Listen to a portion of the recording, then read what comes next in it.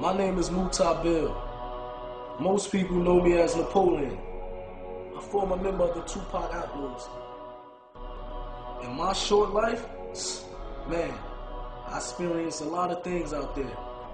Flown on private jets, albums that sold over 40 million copies worldwide, shootouts, street fights, club fights, whatever you name it, been there, done that. Man, I experienced the ups and downs of this fast life. So I want to share with you my story. This Napoleon, life of an outlaw.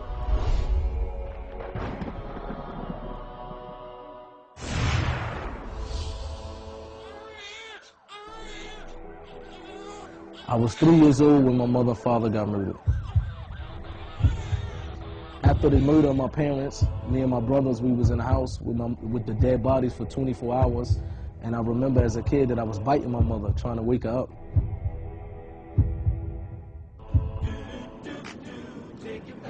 I grew up in the house of my grandparents after the death of my mother and father. So whatever I would see out on the block, drug dealing or whatever, I would go in my room and I would write a song out of it. You know, it was a way for me to relieve whatever was inside of me. I was able to put it on paper. All I can remember all his life, he loved rapping.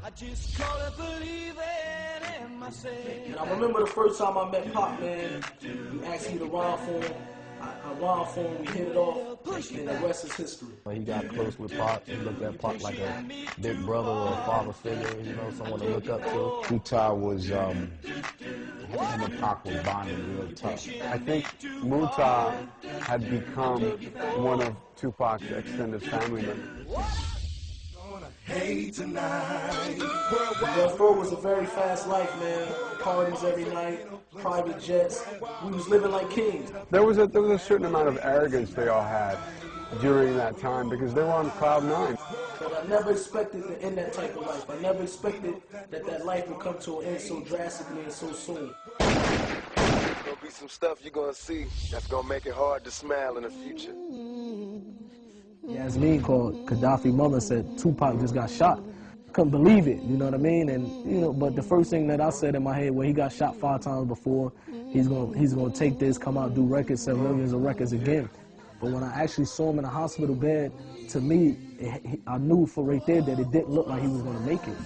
You know, and Pac loved him, and them two was bonding. So I know it affected him real hard. Once again, Tupac Shakur dead at the age of 25. It was a time when I was in the music industry, and I had 3 houses at one time. Money was coming in, but I didn't have enough inner happiness, you know what I mean? I didn't have happiness inside of me. So I knew that it had to be something else out there that could bring happiness besides money, jewelry, cars, and fame. Because once you get to a certain level, you start searching. And what I did is I turned to experiment different drugs, and I turned to drinking alcohol real heavy.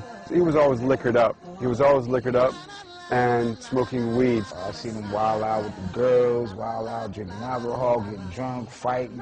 And I happened to one day be in a recording studio, and I was very intoxicated. And I got into a fight with my little brother, and it got to the point where I almost probably killed my little brother. I hurt him so much that he had to go to the hospital to get staples in his head. And it happened to be a Muslim brother who was in the parking lot, and he broke the fight up. He calmed me down. He came and spoke to me. I said, imagine tomorrow waking up sober and realizing that you killed your brother. How would you feel about that? They always asked me to come to the masjid, and for a while I was ignoring them.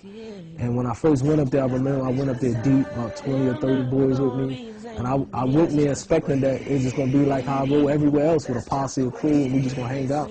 But when I went there, that's when I seen something different that basically inclined me to want to know more about what these people was upon. That's what changed my life ever since then.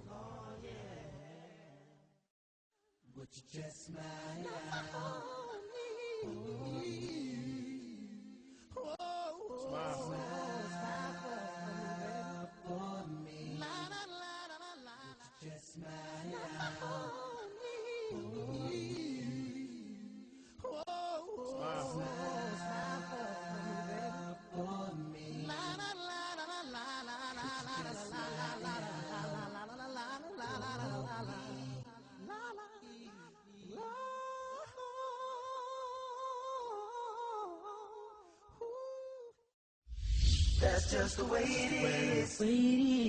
Yeah. He got an awakening. Islam has given Muta a purpose.